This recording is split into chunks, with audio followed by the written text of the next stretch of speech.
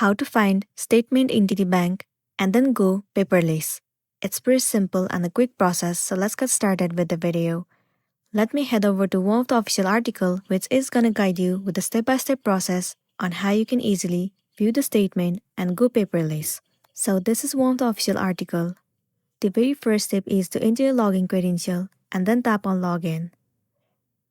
Once you have entered, it will land you on this page.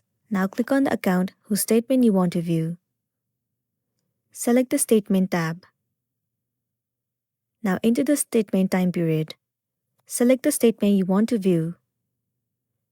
And there you go, the statement has been provided to you.